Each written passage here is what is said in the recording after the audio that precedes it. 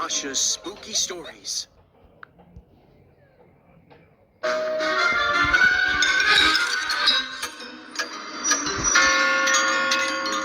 Masha's Spooky Stories. पता है, कभी कभी बड़ों को भी डर लगता है, वो भी कुछ अजीब सी चीजों से। एक बार एक दादी माँ थी जिन्हें लगता था कि उनके पोतों को उनके हाथ का खाना अच्छा नहीं लगेगा। वो हमेशा ही नई नई रेसिपीज ट्राई करती थी ताकि उनके पोतों को उनका खाना अच्छा लगे। वो चाहे जो करती, उनके पोते को हमेशा ही उनका बना हुआ खाना पसंद नहीं आता। क्या ये दलिया है? नहीं नहीं नहीं नहीं नहीं। दादी माँ उसे देती थी खाना जो अच्छा होता, एक लाल लाल टमाटर। पर उनका पोता और भी जोर से चिल्लाया, मुझे ये टमाटर नहीं खाना है, मुझे ये अच्छा नहीं लगता, मुझे चाहिए चॉकलेट में डूबा हुआ टमाटर। और उसने टमाटर को दीवार पर दे मारा। वो टमाटर दीवार पर चिपक गया और फिर पटाख से फर्श पर गिर गया। और पता है दीवार पर क्या रह गया था?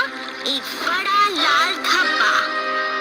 वो पोता अपनी दादी के बनाए हुए खाने को खाने से मना करता ही रहा। और फिर जब वो मुड़ा, उसने देखा कि उसकी दादी जा चुकी थी। अब शुरू होने वाला था उस लड़के का बड़ा भयानक सपना। वो बहुत ही डर गया था। उसे घर पर अकेले रहने की आदत नहीं थी। उसने अपनी दादी को आवाज लगाई, दादी प्लीज वापस आ जाओ, मुझे बहुत डर लग रहा है। पर कोई जवाब नहीं आया, कोई भी नहीं।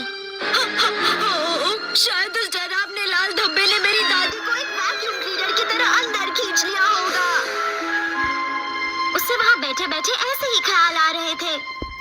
हर तरफ सन्नाटा था, सिर्फ रेफ्रिजरेटर ही अजीब सी आवाजें कर रहा था, जैसे कि वो जिंदा हो और अपने पेट में कुछ हजम कर रहा हो। सारे पर्दे बंद थे, रोशनी अंदर नहीं आ रही थी और अंधेरे में उस डरावने लाल धब्बे से टमाटर का जूस टपक रहा था।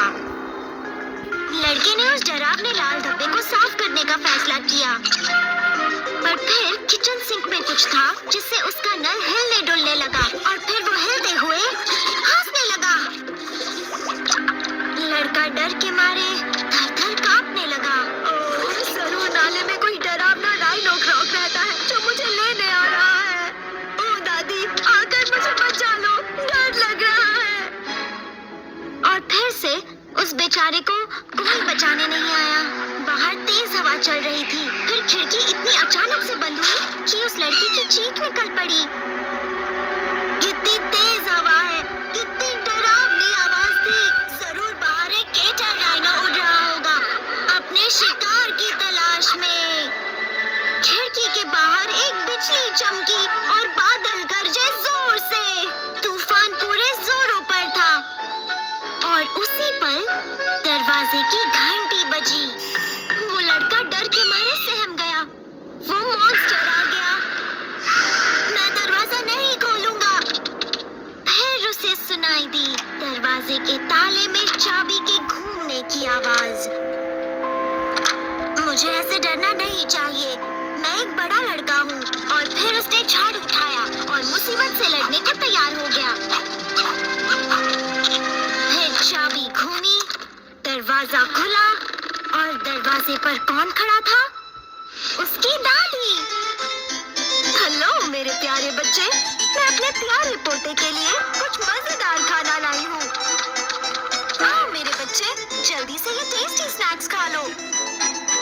उन्होंने अपना थैला खोला और टेबल पर रखने लगी कुकीज, ढेर सारी स्ट्रॉबेरीज, बनानास और वनीला आइसक्रीम।